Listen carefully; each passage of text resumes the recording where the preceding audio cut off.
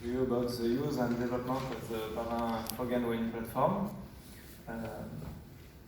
Before to start, I will make a little introduction, but my colleague already I've done a good introduction. First of all, the autonomous vehicle is now not science fiction, but near future. We know that we have the level 3 of automatic driving system, which are now under regulation. But as already said, there is still some issues, in particular in adverse weather conditions. Even if we have a lot of advanced scenarios that we can handle, there is still a little piece of work on this part of adverse weather. As it was also said, we need to have some controlled environments to make testing, and we need repeatability to make testing again and again to create and validate the system, the different systems. We can also think about numerical simulation to improve the process and to speed up the process of validation. But again, if we have a numerical simulator, we need to validate it, and we will need also real data. Then test bench are quite essential, and I will present you one of them. I will start by presenting you the Pavin fog and rain platform, its capabilities, and after I will focus on different current applications with a special focus on the Award European project with an example in more details. And at the end I will give you some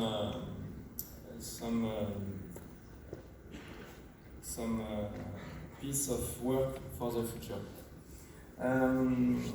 The Pavin fog and rain platform, it's a facility of 30 meters long, which is dedicated to test for ADAS or autonomous vehicles. It's operated by CEREMA, it's a French public agency. And more precisely, it's the ITS research team which is operating the platform, but also developing it by improving it for fog and rain generation, and also making some research inside the platform. Inside the platform, we can reproduce different kinds of scenarios with stage equipment. We can put pedestrian, cars, other vehicles, road signs, etc. And we are able to produce fog and rain on demand. For fog generation, we are able to produce a stable fog from 10 meter visibility to 100 meter visibility. To give you an idea, 10 meter visibility, it's a fog, but we have a few days in a year, per year, in France, for example. When it's not everyday life, but it exists, and then we need to have some systems which are able to handle this kind of situation, or as it was also said, which are able to know that they cannot handle it, and which are able to ask the driver to take the control, in this case. For rain generation, we also can have stable rain on demand with also repeatable condition, and we are between 16 millimeter per hour and 160 millimeter per hour. Again, to give you an idea, 160 millimeter per hour rainfall rate, it's a typical tropical storm. Then it's also not the everyday use case, but it happens regularly, and in some countries you need to handle this kind of condition if you want to have a good autonomous vehicle. Our job at CRMA is also to produce as much as possible realistic rain and fog. Then we try to measure all the parameters of fog and rain, particle size, homogeneity, stability, particle speed, in order to try to have as natural as possible, and if it's not totally natural, at minimum to knowing exactly what is into the channel. To give you an example, you have different fog and rain conditions, but also clear conditions, and we are able also to have day and night condition. Now I will focus on our main application of the Clover platform. At the really beginning, 40 years ago, the platform was constructed for weather devices for measuring weather, and also to analyze the human eye comportment in fog conditions for driver analysis.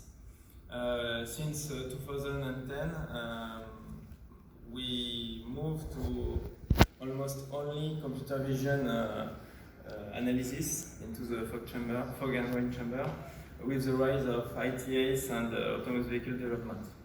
Our three main areas of use are the measurement of weather condition by camera. The idea is to use the sensor to detect the weather condition, the present weather condition, without any other sensors. The second one, as we also mentioned before, the numerical simulation of the adverse weather. And the third one, but not the least, it's the measurement of the impact of the adverse weather on perception systems. For the measurement of weather condition by camera, we started with by showing that the rainfall rate is correlated to the effect on common image features. And then we tried to use, a few years ago, to use deep neural network to detect and measure weather conditions, clear weather, fog condition and rain conditions. We success on single view with 90% of success in detection rate, but we are not able to generalize it to multi-view system. Then moving camera is not possible yet, and we are starting a new thesis on this subject in order to try to generalize it to moving cameras. And we will need the platform to make the first learning phases before to have some transfer or fine-tuning phases. For numerical simulation purpose, we also are working with the research team on this subject. We can split them into two main branches. The first one are the physics-based, totally real physics based 3D with Monte Carlo ray tracing methods.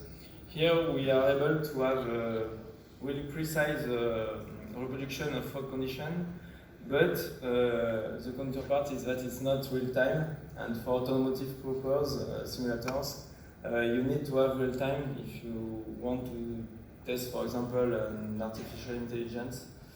Then we also are thinking about a second one. We will just use macrophysics laws and apply like a filter on sensors data which are at the beginning without adverse weather. When you take a sensor, you take the data in clear weather and you just add a filter, but which is physics-based. For this kind of models, we need to have real data because we need to validate this model before to use them to validate sensor systems. At the opposite, we also can use directly some data from outputs which are outputs from sensors. With a lot of data that we can make the acquisition into the fog and rain chamber, we can after put some models on them and feed some models to have a data noise based model. Now I will speak about the third application of the Bavin platform. This application is to try to measure the impact of adverse weather on different perception systems. And I will give you here more example on the award project, which is the current project. In this project, we test different kind of sensors with different companies, LiDAR, radar, cameras, classic visible light, and thermal cameras, and also stereo cameras. Before to show you an example, a little part on the award project. It's a 3-year innovation project with a consortium of 29 partners. The idea, the objective of this project is to scale the autonomous logistic operation from research and development scale to commercialized scale systems. And with taking into consideration, for example, safety or adverse weather, to really have a system of logistics which is able to handle every scenarios and which is validated. For that, we defined 4 use cases, which are warehouse, port, airport, and up to up. Into this project, we work with sensor suppliers to check the operational design domain of their different sensors and to improve their algorithm of detection. And I will give you the example of the Foresight automotive sensor, which is a quad-side vision system. In this work, we were able to produce results of 3D object detection analysis, taking into account the commercialized system using visible light and thermal wavelength, and in control fog and rain condition. To give you an idea, the quad-side vision system, it's an automotive grade vision system with 2 pairs of stereoscopic vision channel, one in visible light and the second one in thermal light. And with the system, there is also 3D video analysis and algorithm processing, which is provided. Then we use the following protocol. We take a pedestrian and a car as a target.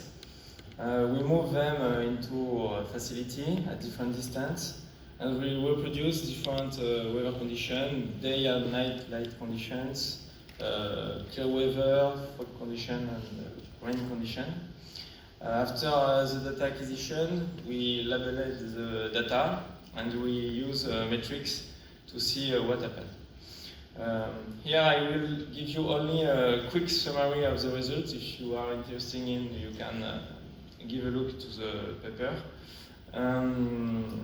For the car target, what we can see is that for clear weather, even at night, the system was able to detect clearly.